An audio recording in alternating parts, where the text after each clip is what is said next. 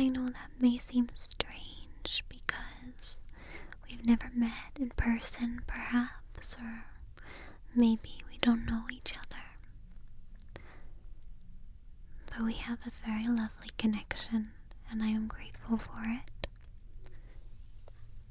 Part of that is the connection of me getting the chance to read so many of your messages and letters and comments, and to feel like I get to know you in a large sense, but also in an individual sense. Part of it is that I have many listeners who I've had interactions with and actually count as friends and loved ones. But a big part of it is that human connection that's automatic, that we sometimes neglect to believe in, that we can care for people simply because they are people, simply because they have a heart like we have a heart.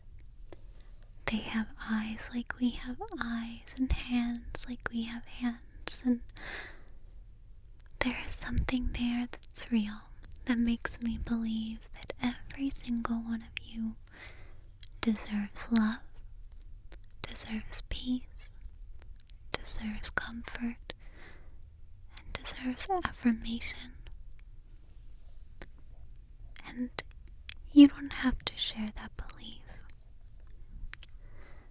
You don't have to share any belief with me at all.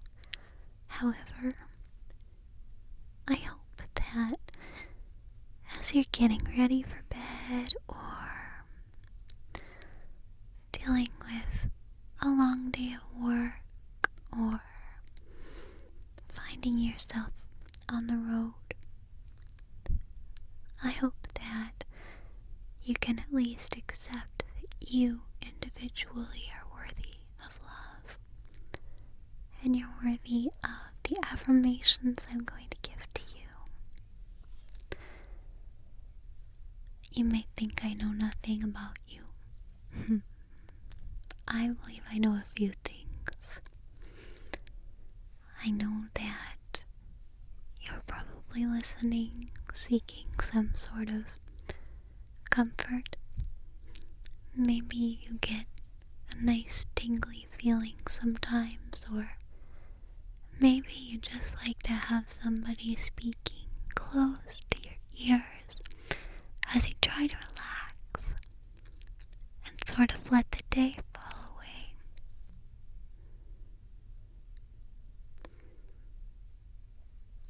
And I think there's something about that means that you know deep down that you do deserve love, and you're able to accept the comfort of human connection, however strange it may be. And I appreciate that. So, I hope that you'll hear my words not just as meaningless little hallmark sentiments, but as things that I deeply want you to hear from one person to another person. Things that maybe you don't get told enough. So let's start. The very first one is that you're safe. You're safe right now. And I want you to feel safe, and I want you to feel strong in that safety. Wherever you are, find safety in your own strength and in your own peace and your own serenity. I'm here. I'm here for you. Even if I'm very far away, I'm right here.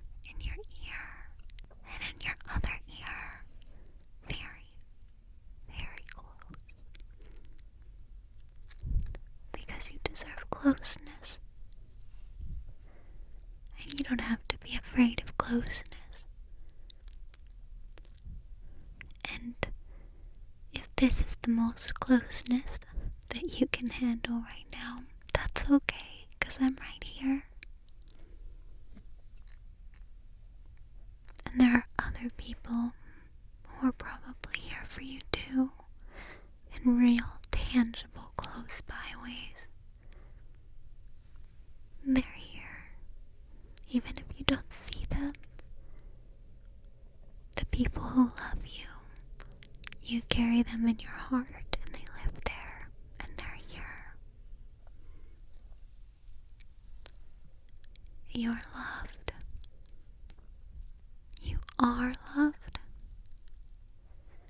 You are loved so dearly. You may not feel it.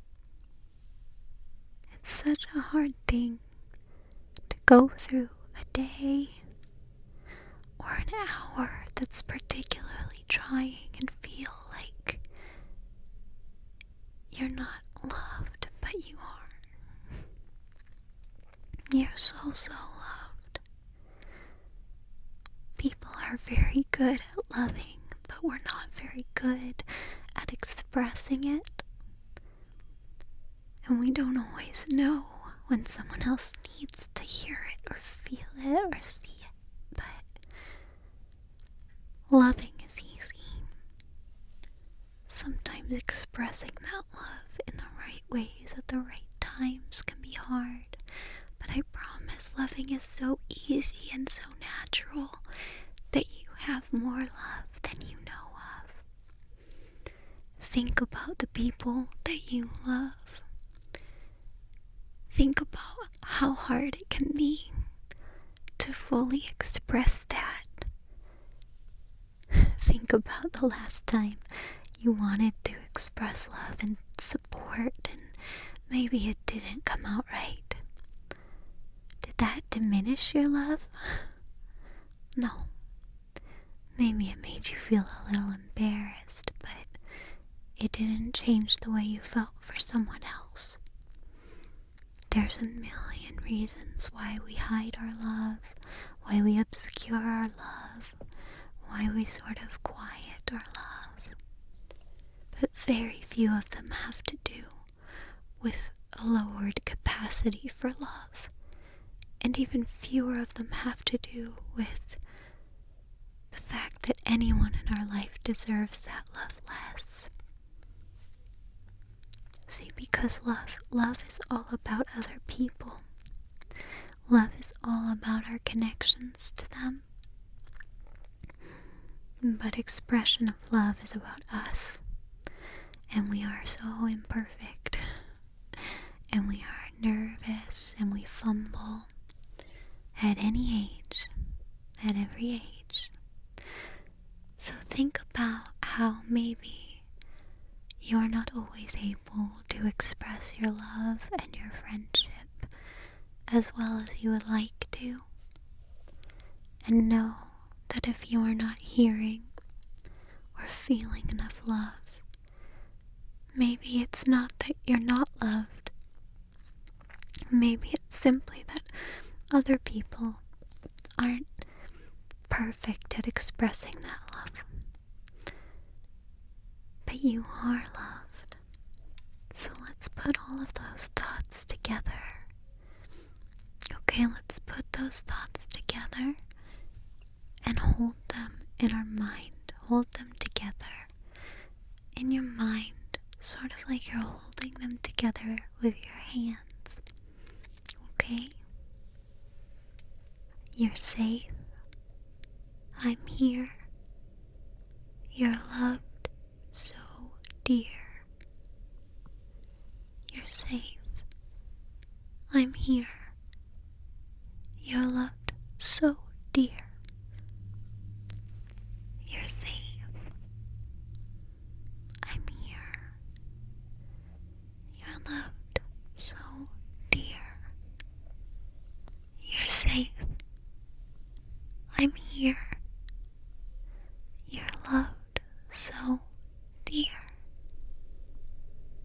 You're safe. I'm here.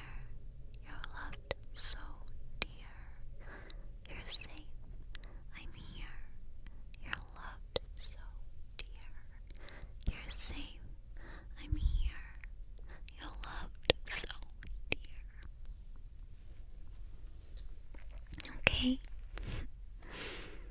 And then you can sort of let go. Let go of all of the complications. And just feel the love and the safety that it affords. Now, you may be feeling some kind of pain or stress, and I want you to know that that pain and that stress and that strife is temporary. And I know that sounds so easy to say. This is the hardest thing for me, to be able to see through to the other side of something, be it trauma or hardship. I know what it's like to feel in a mental state that's so cloudy that it becomes opaque. There's nowhere for hope to shine through, but that's never the truth of it. So,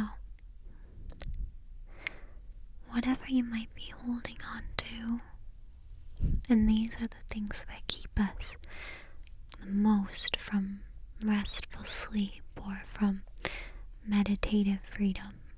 These thoughts, these intrusive thoughts, or maybe it's very real physical pain, or maybe it's the tentacles of something like addiction that are still pulling at you. I'm here with you, and I can't tell you that what you're going through is easy and that it'll just float away because you want it to. And I can't tell you that I necessarily understand everything you're going through. But I believe that it's just temporary. And so if you can now take that thing that's hurting you, and whether you fully believe it or not, say, this is temporary. This is temporary.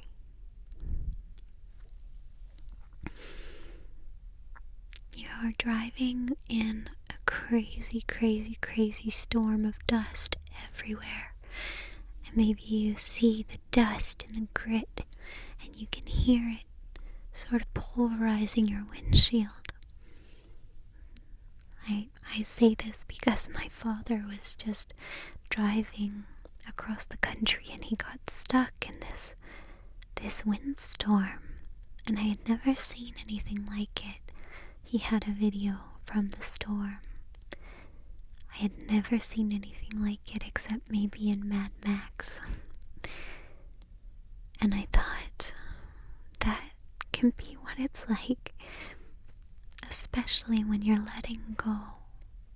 When you're letting go of patterns or relationships or cycles of abuse. It's like you get caught in this storm, in this tempest of grit and dust. But you can't stop.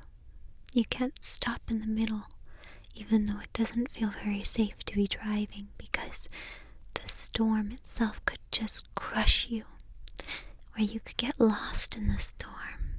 You know you can't stop. You have to keep going. Can't stop. Have to keep going.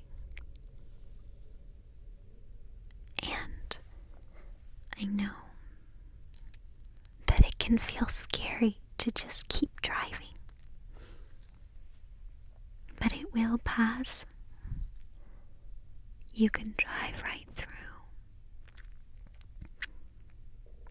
The good thing is, right now, you don't even have to drive.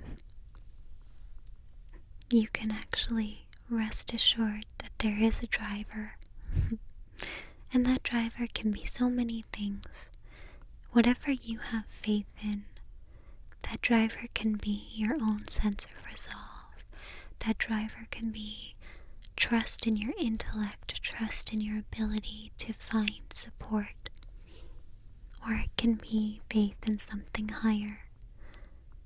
whatever that looks like right now, that is what's going to drive, and you are going to take a well-deserved rest in the back seat. And you're gonna know that you're getting through this storm. So even if you hear the windshield and some of the grit and some of the crack, crack, crack of some of the tiny little stones of dust and dirt hitting against it, you're going through. And all you have to do to keep going through the pain or the storm right now is to let go. To soften all the muscles in your face. To make sure you're in a really comfortable, restful position. Or if you're not lying down in bed, just really release anywhere there's tension in your body. Unclench your fists, soften your eyelids, and do whatever you can to make sure that you have nice warm feet, you have a supported neck and back, and just really, really, really feel how good it feels to soften your body for a moment. And as you start to feel that softness, and maybe you feel the softness in the softening of your muscles, and the softening of your head, the softening of your spine, the softening of your feet and your hands. Or maybe you feel the softness around you. Maybe you have a nice fuzzy blanket. Maybe you have a nice squishy, cushy pillow. Maybe you're lying next to a cute little kitty or puppy, or a big trusty old dog. Maybe you have a plush blanket, or even somebody lying next to you warm and far away asleep. Try to find what's soft inside of you. Try to find what's soft around you. And then take that softness and return to the soft space in your heart. Take a moment to just feel that there is a soft space in your heart. Even I can feel sometimes how my heart hardens. Sometimes in moments of anger or disillusion, I feel my heart harden. And I want you to just check in right now with how your heart feels. Does it feel walled away with big rocks all around it? Is it built all around with castle walls and parapets? If it is, that's okay. It's natural to protect the thing that we know is most valuable in all of us, and that's our heart, our ability to love. And we've all protected that. We all come to protect it. But I want you to make sure that whether or not there are walls around your heart, whether or not your heart itself feels hard, I want you to feel like for a moment, if you could hold your heart in your hand, you could feel, even if there's ice around it, that deep inside there's a warmth. That deep inside there's a softness. And maybe for you, it's not tough to find because your heart still feels warm and soft all around. is such a victory for you. But if it takes a little bit more, just imagine what it's like to hold something in your hand. It maybe is cold and it's maybe hard, but start to imagine you can feel the warmth inside it. Start to imagine that in its center it's still soft and vital. And just return to that soft space in your heart. Know that you can go there. Know that you can feel it and sense it. That doesn't mean that you have to live there in that softest spot. But checking in with it now and again is so important, because it goes back to what we were talking about earlier, that in order to know how loved you are, I think you have to know that you are capable of love at your essence. And if you are capable of love, it's so much easier to understand how everyone around you is capable of love too, no matter how they struggle with expression. Now, you can let go of that too. And I want you to feel brave. I want you to feel brave enough to have reached into your own heart, and now feel brave enough to ask for what you need. And again, it sounds so simple, doesn't it? Oh, it sounds simple to ask for what you need. But it isn't.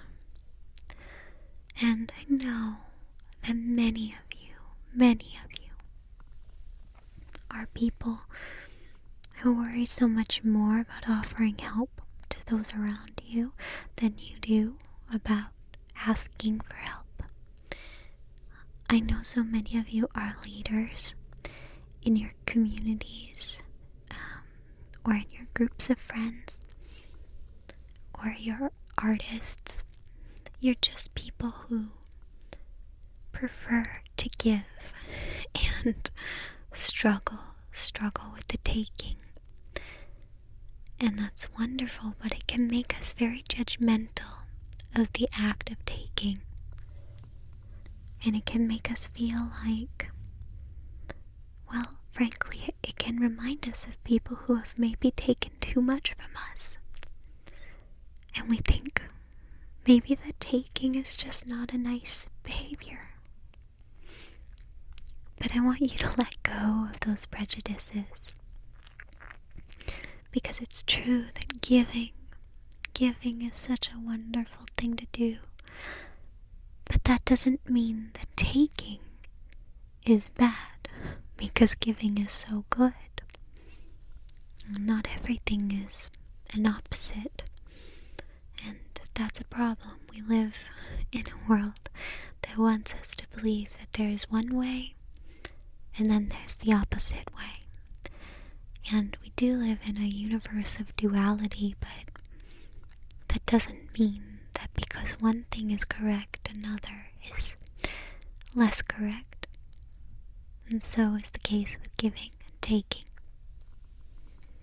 So I want you to be brave enough to cast aside the doubt, to know that you may need to ask for more help, or more affirmation, or more attention, or more affection. And that's okay. That's perfectly okay. In fact, it's wonderful. Because giving can't exist without the taking. And as a giving person, and maybe I'm making this assumption about you, and maybe you feel like this isn't completely characteristic of who you are, but either way, everybody knows how good it can feel to give. And some of us don't even realize how much we give throughout every day. But that cycle of sharing would not be complete without somebody there to take it, and to take it with grace and gratitude. So once in a while, as balance necessitates, you must be able to take, and you must be able to ask for what you need, to advocate for yourself, because it's only fair, and it's the only way to have balance. But it takes courage. So I want you to just realize that it's a brave thing to do, to ask for what you need, and I hope you will. And know that you give back, and your love is mutual. You have a right to ask for what you need because you give back. You give back, and your love is mutual. Your love is mutual. You give back. You give back, and if you didn't, you would know it, because you'd be just completely lost. And I don't think you'd be the kind of person who could get any comfort from something like this, from letting some person speak so closely into your ear. I think you're only comfortable with it because you are somebody who gives love. And so, you know that the cycle of giving and taking is just a part of human closeness. It's a part of our relationship and our stewardship to the world. So, know that you are a giver. I sense that. And in giving and in loving, you are mutually worthy. You are worthy of that mutual relationship of give and take.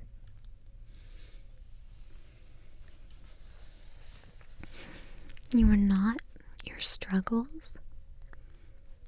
You're not defined by every tiny little thing that you feel like you could have done better.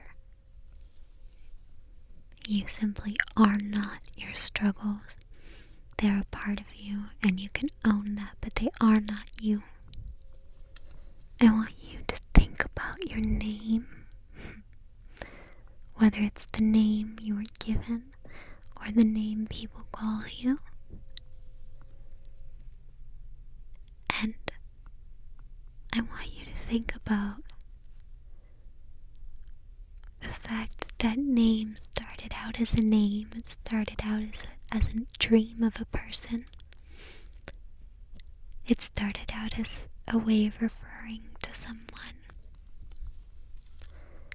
But that every day of your life you've built something more into that name, and that name is yours. The way you say it, the way people say it. Think about the person who says your name the way you most like to hear it heard. Sometimes there's just one or two people in our lives that when they say our name, it's so powerful. We light up. So think about that. Think about your name. How it sounds when somebody says it with love and gratitude. You are so many things, but you are not simply your struggles. You are not simply the patterns or the cycles that have made you feel bad. You're so much more. So no, you are not your struggles, but you are becoming more and more than the fluster of a moment, than the stress of a day, than the pain of a heartbreak, than a cycle of abuse. You are becoming more and more and more. And all I want to ask is that you take a small piece of your love for yourself. Take a small little scoop of your capacity for love and understanding and give it back. Give it back to the person who has all of this inside, all the love, all of the doubt, but the courage anyway. The experience and the knowledge of a single, wonderful, essential person. You deserve to be loved. You deserve to be loved. And I love you. I love you dearly. And I wish you a lot of serenity. And you've probably at some point done something kind toward me, or maybe toward another member of the community. And I see so much kindness. I see so much kindness.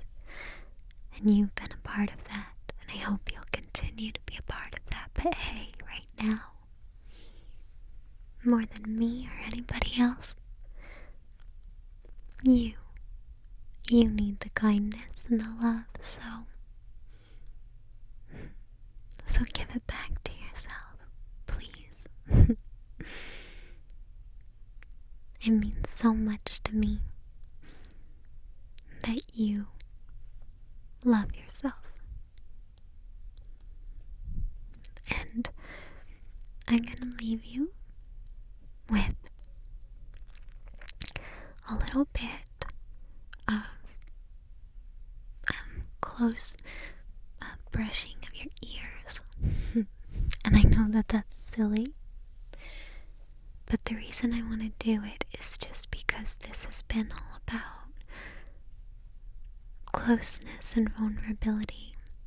And for some people, it's still so scary to feel close with somebody else in the real world. So the closest I can be is is sort of brushing your ears, so that you can just physically feel the way that we can feel physically through sound, like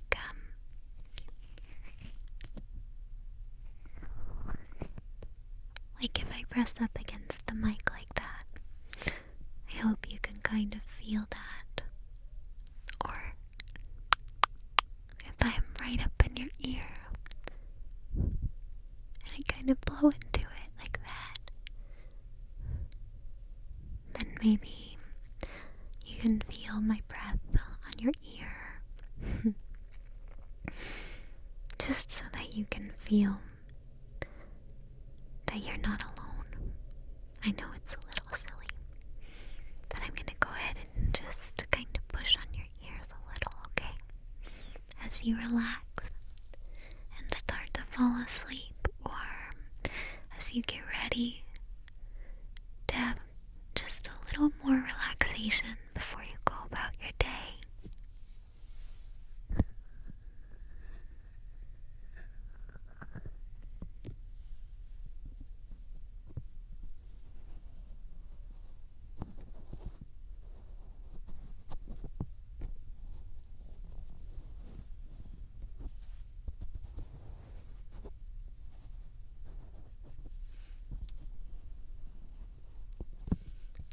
to know that I'm close by.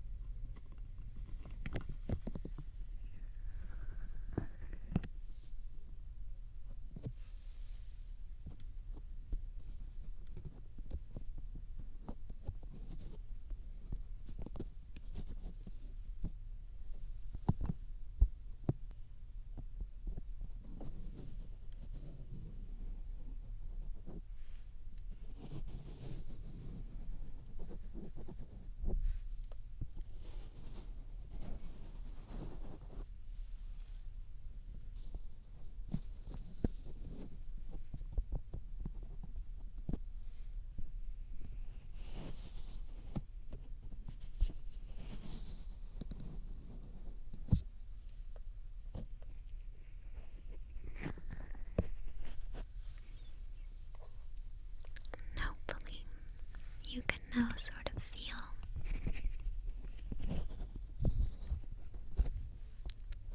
the sound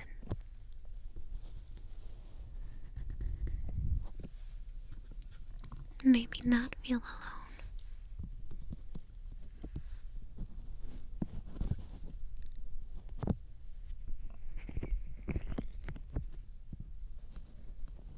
And just know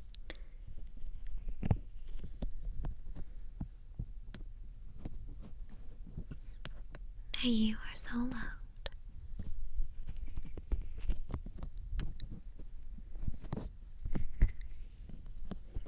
And that life is so big.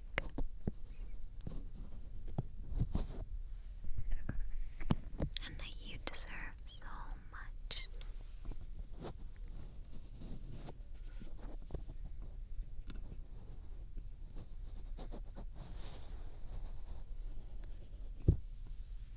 So much.